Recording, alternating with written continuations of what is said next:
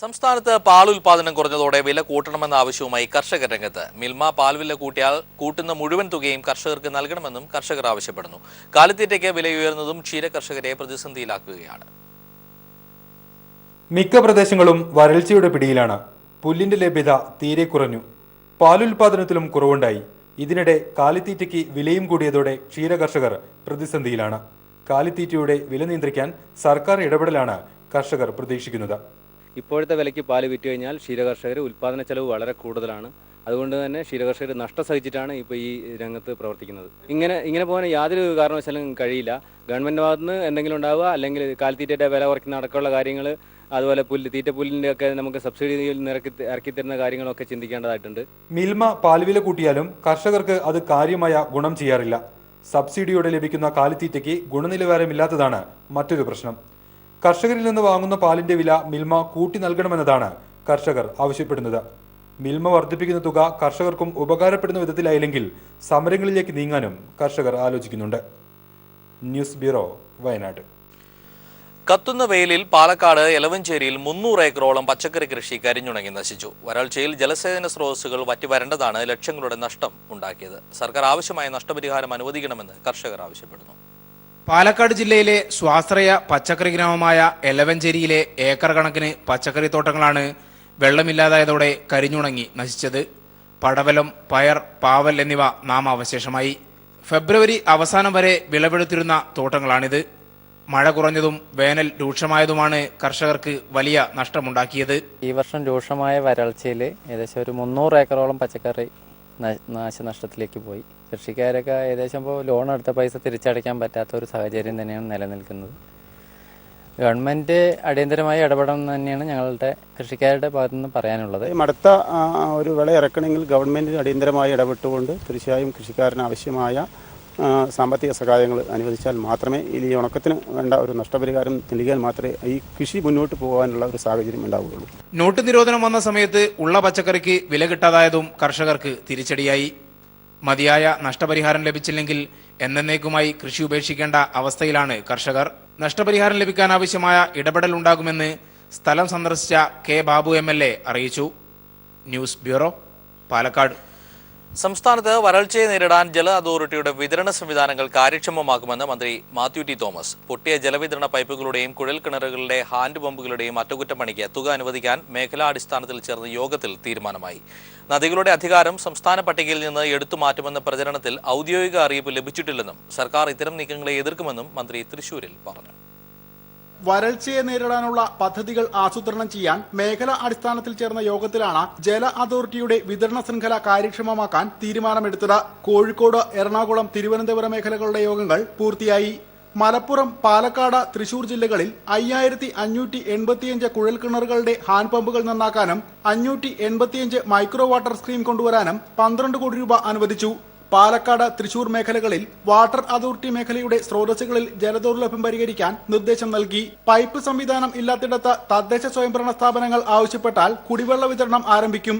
വരൾച്ച പരിഹരിക്കാൻ കിയോസ്കുകളിൽ കുടിവെള്ളം എത്തിക്കും. ജലവിതരണ അതോറിറ്റിയുടെ പൈപ്പ് പൊട്ടിയത് പരിഹരിക്കാൻ യോഗം നിർദ്ദേശം നൽകി. വരൾച്ച നേരിടാൻ പണം പ്രശ്നമാവില്ലെന്നും ചിലയിടങ്ങളിൽ അറ്റകുറ്റപ്പണി കരാറുകാർ പണിമുടക്കിലേക്ക് നീങ്ങുന്നത് പ്രതിസന്ധി ഉണ്ടാക്കുന്നുവെന്നും മന്ത്രി മാത്യു ടി തോമസ് പറഞ്ഞു. ഈ ഒരു ആപൽ ഘട്ടത്തിൽ ജനങ്ങളെ ബുദ്ധിമുട്ടിക്കുന്ന നടപടികളിലേക്ക് വരൾച്ച എന്ന് പറയുന്നത് അതിരൂക്ഷമാണ്. അതിലേക്ക് നീങ്ങരുത് എന്ന് എല്ലാ വിഭാഗം ആളുകളോടും ഞങ്ങൾ അഭ്യർത്ഥിക്കും. വരൾച്ചാക്കാലത്ത് കുടിവെള്ളത്തിന് മുൻഗണന നൽകണമെന്നും കുടിവെള്ള വിതരണത്തിന് ശേഷം മാത്രം കൃഷിക്കും കന്നുകാലികൾക്കും വെള്ളം നൽകാനും യോഗം നിർദ്ദേശം നൽകി. ജലം സംസ്ഥാന പട്ടികയിൽ നിന്ന് മാറ്റാൻ ഭരണഘടനാ ഭേദഗതി എന്ന വാർത്ത ശ്രദ്ധയിൽപ്പെട്ടെങ്കിലും ഇത് ഔദ്യോഗിക അറിയിപ്പ് ലഭിച്ചിട്ടില്ല. സംസ്ഥാനത്ത് നിന്ന് ഉത്ഭവിച്ച സംസ്ഥാനത്തു കൂടി ഒഴുകുന്ന നദികളുടെ പൂർണ്ണ അധികാരം സംസ്ഥാനങ്ങൾക്കാണെന്നും അതിന് വിരുദ്ധമായ നീക്കങ്ങളെ ചെറുക്കുമെന്നും മന്ത്രി പറഞ്ഞു. News bureau, Thrissur. മുഖ്യമന്ത്രിയുടെ ഇടപെടലിനെ തുടർന്ന് ആളിയാറിൽ നിന്നുള്ള വെള്ളം കേരളത്തിന് ലഭിച്ചു തുടങ്ങി. 200 ഘനയടി ജലം ചിറ്റൂർ പുഴയിലേക്ക് എത്തി. ഇതിനായി ശിരുവാണി ഡാമിലെ കരുതൽ ജലശേഖരം പമ്പ് ചെയ്യാൻ കേരളം തമിഴ്നാടിനും അനുമതി നൽകി. പറമ്പിക്കുളം ആളിയാർ കരാർ പ്രകാരം കേരളത്തിന് ലഭിക്കേണ്ട വെള്ളം മുടങ്ങിയതിനെ തുടർന്ന് നടന്ന കേരള തമിഴ്നാട് സെക്രട്ടറി തല ചർച്ച പരാജയമായിരുന്നു. കരാർ പ്രകാരമുള്ള വെള്ളം വിട്ടുനൽകാതെ തമിഴ്നാട് ശിരുവാണിയിലെ കരുതൽ ജലശേഖരം വിട്ടുനൽകണമെന്ന ആവശ്യം കൂടി യോഗത്തിൽ ഉന്നയിച്ചു. കരാർ പ്രകാരമുള്ള വെള്ളം വിട്ടുനൽകിയാൽ മാത്രമേ കരാറിനു പുറത്തുള്ള കാര്യങ്ങൾ ചർച്ച ചെയ്യാനാകൂ എന്നായിരുന്നു കേരളത്തിന്റെ നിലപാട്. എന്നാൽ ചിറ്റൂർ മേഖലയിൽ കുടിവെള്ള പ്രശ്നം രൂക്ഷമായതോടെ കേരളം വിട്ടുവീഴ്ചയ്ക്ക് തയ്യാറായി. ശിരുവാണിൽ നിന്ന് പ്രതിദിനം 15 ദശലക്ഷം ലിറ്റർ ജലം പമ്പ് ചെയ്യാൻ കേരളം തമിഴ്നാടിന് അനുമതി നൽകി. 30 ദശലക്ഷമായിരുന്നു തമിഴ്നാടിന്റെ ആവശ്യം. ആളിയാറിൽ നിന്ന് നിലവിൽ കേരളത്തിൽ നൽകുന്ന 200 ഘനയടി എന്നത് 300 ആക്കി ഉയർത്താമെന്ന് തമിഴ്നാടും ഉറപ്പു നൽകിയിട്ടുണ്ട്. ശിരുവാണിൽ നിന്നുള്ള പമ്പിംഗ് നാളെ ആരംഭിക്കും. News bureau, Palakkad. Kerala water അതോറിറ്റിയിലെ ട്രേഡ് യൂണിയനുകളുടെ ഹിതപരിശോധന നാളെ നടക്കും. 3 തൊഴിലാളി സംഘടനകൾ മത്സരിക്കുന്ന ഹിതപരിശോധനയിൽ 5789 ജീവനക്കാർക്കാണ് വോട്ടവകാശമുള്ളത്. ആകെ പോൾ ചെയ്യുന്ന വോട്ടിന്റെ 15% വോട്ട് നേടുന്ന യൂണിയന് അംഗീകാരം ലഭിക്കും.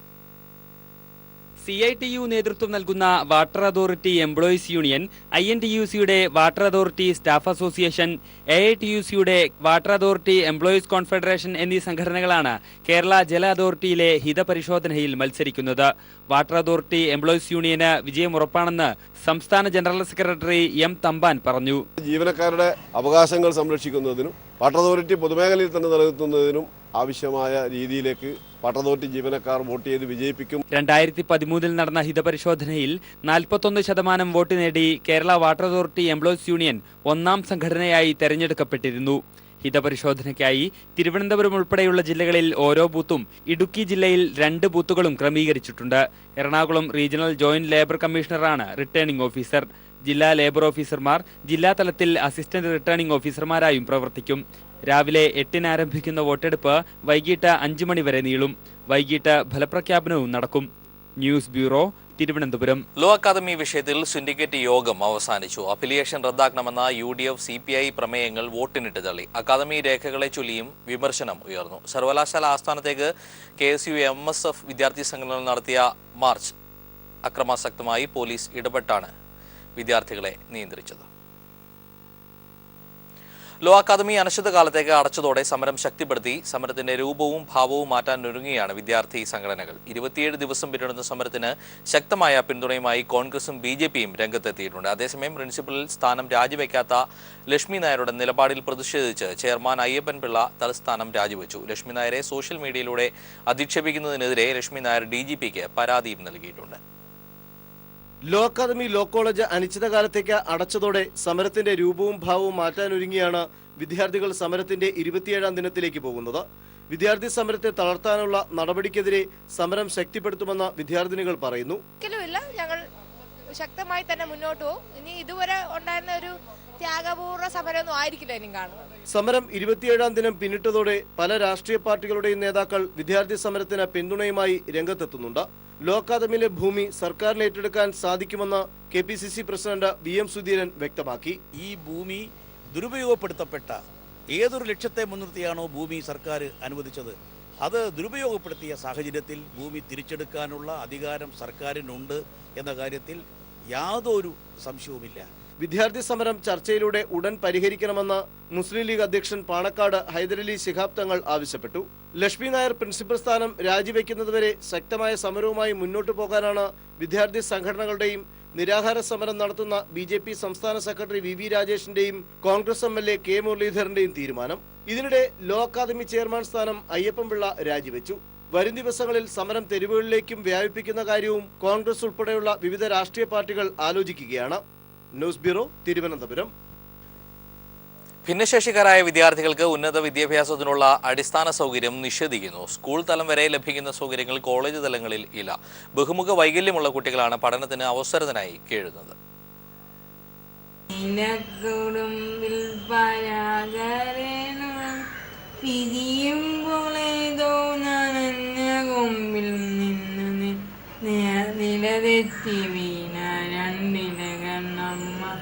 ഇത് കൊല്ലം തേവള്ളി സ്വദേശിനി ലക്ഷ്മി. +2 കഴിഞ്ഞ് ഇനിയും പഠിക്കണമെന്ന മോഹവുമായി കാത്തിരിക്കുന്നു.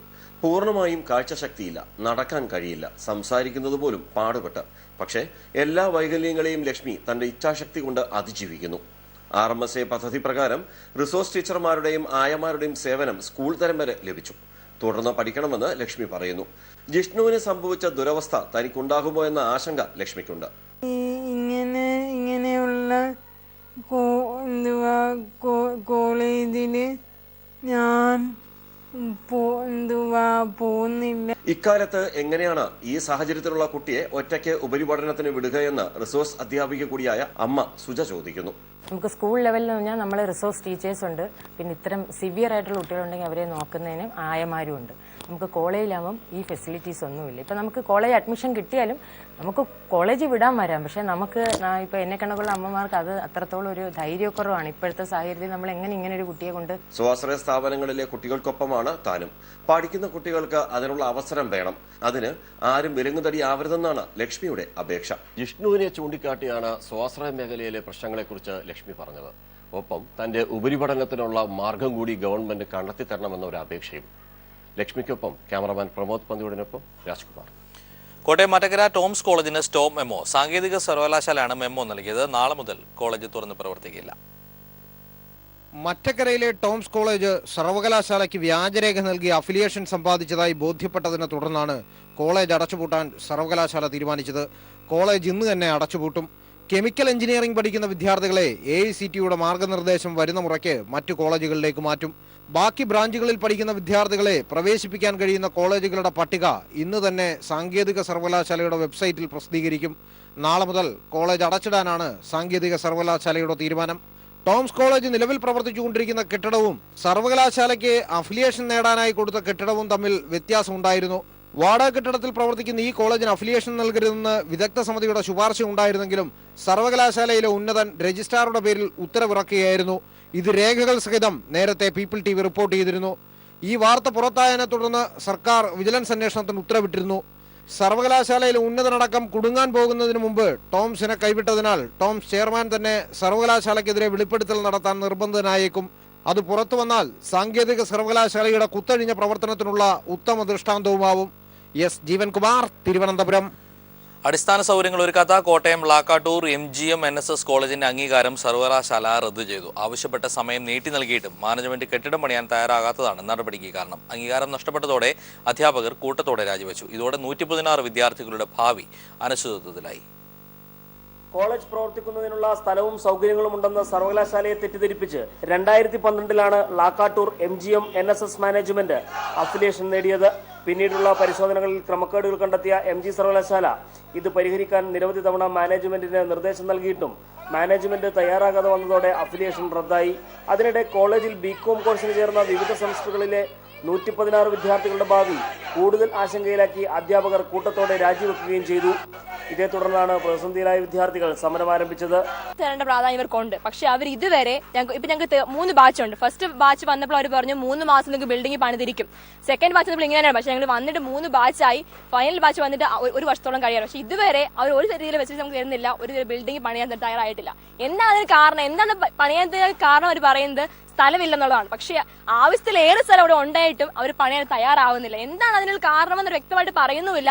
ഞങ്ങൾ അവർ കണ്ടില്ല നടിക്കുകയാണ്. ഇത് അവരുടെ ആദ്യത്തെ ഇൻസ്റ്റിറ്റ്യൂഷൻസ് ഒന്നും അല്ല, പല ഇൻസ്റ്റിറ്റ്യൂഷനുകൾ ഉണ്ടെങ്കിൽ പോലും അവർ കണ്ടില്ല. കോളേജ് അങ്ങനെ വേണ്ട, ഇതുകൊണ്ട് നിർത്തിവെച്ചേക്കാം എന്ന രീതിയിലാണ് സംസാരിക്കുന്നത് പലപ്പോഴും.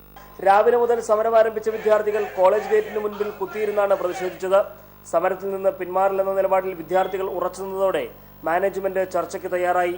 പ്രശ്നം പരിഹരിക്കാമെന്ന് ഉറപ്പ് നൽകിയതോടെയാണ് സമരം താൽക്കാലികമായി അവസാനിപ്പിച്ചത്. TP പ്രശാന്ത്, ന്യൂസ് ബ്യൂറോ, കോട്ടയം. കാരായി രാജനും ചന്ദ്രശേഖരനും നീതി നിഷേധിക്കപ്പെടരുതെന്ന് സംവിധായകൻ കമൽ കതിരൂരിൽ ന്യായവിചാര സദസ്സ് ഉദ്ഘാടനം ചെയ്യുകയായിരുന്നു അദ്ദേഹം. സംഘപരിവാറിന്റെ ആക്രോശം ഉയർന്നപ്പോൾ സാധാരണക്കാരായവർ തനിക്കൊപ്പം നിന്നതിൽ സന്തോഷമുണ്ടെന്നും സംവിധായകൻ കമൽ പറഞ്ഞു.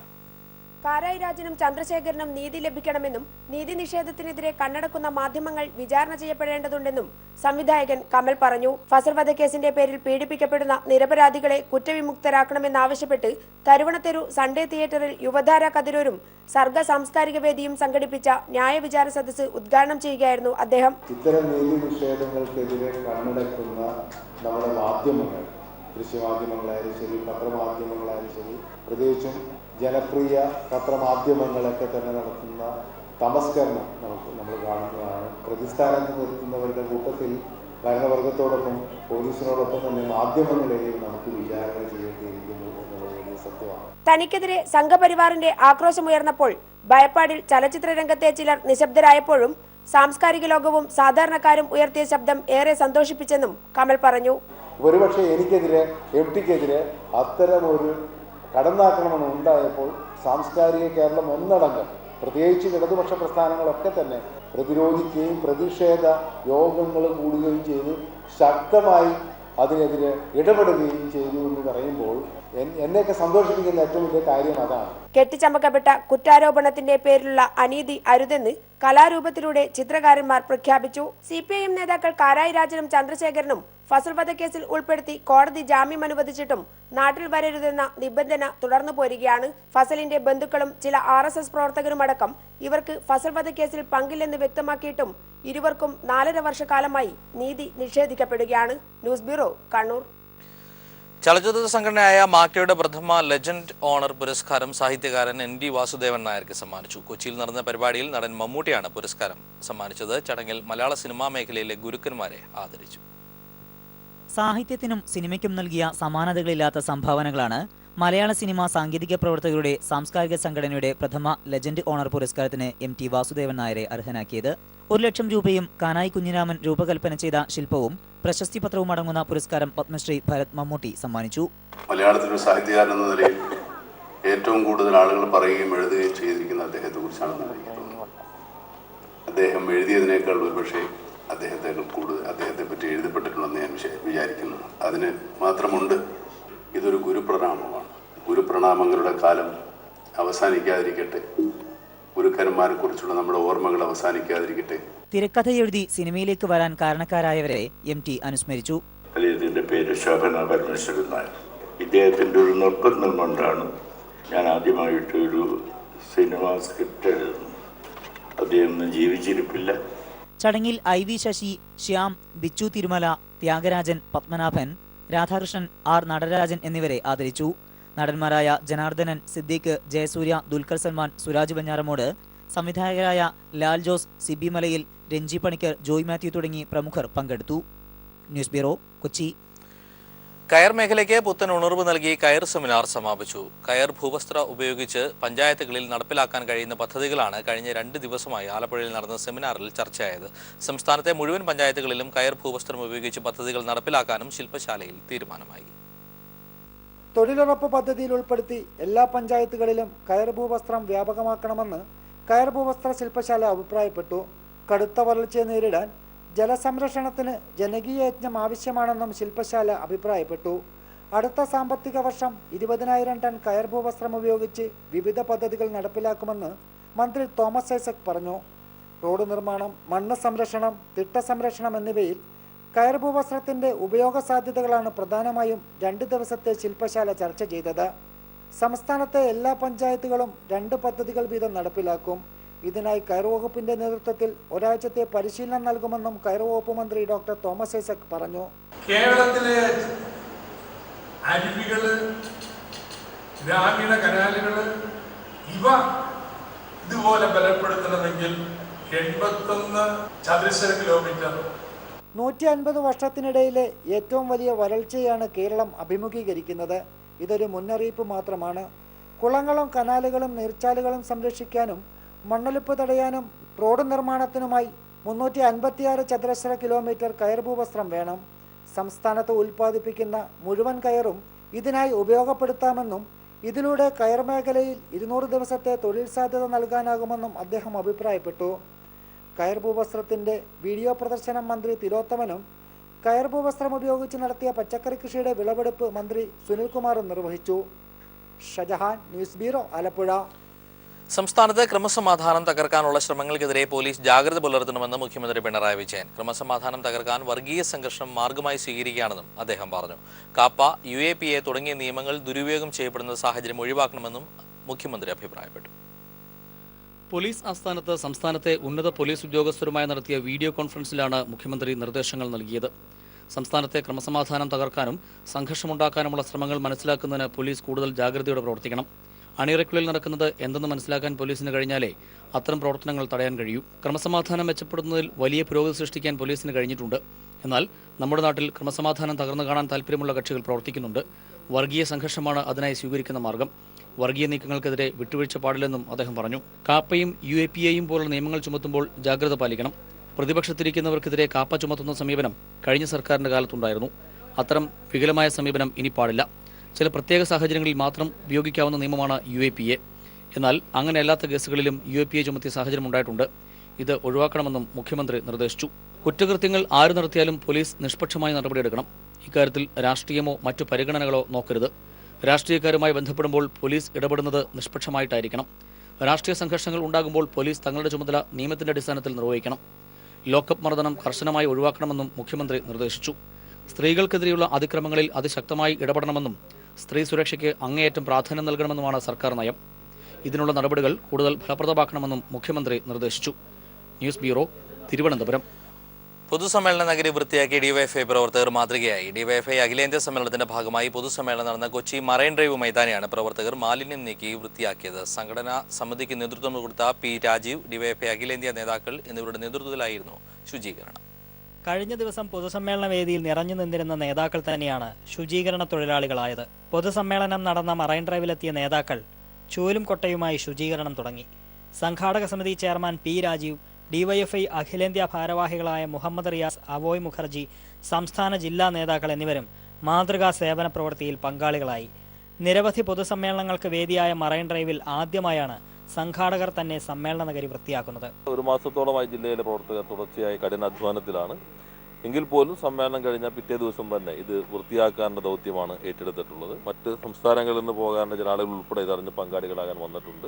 ഇതെല്ലാവരും മാതൃകയാക്കേണ്ട ഒരു പ്രവർത്തനമാണ്. തുടർച്ചയിലും ഇങ്ങനെ തന്നെ കൊണ്ടുപോകാനാണ് ഞങ്ങൾ ഉദ്ദേശിക്കുന്നത്. ഹരിത പ്രോട്ടോകോൾ പൂർണ്ണമായും പാലിച്ചായിരുന്നു കഴിഞ്ഞ 5 ദിവസങ്ങളിലായി കൊച്ചിയിൽ ഡിവൈഎഫ്ഐ അഖിലേന്ത്യാ സമ്മേളനം നടന്നത്.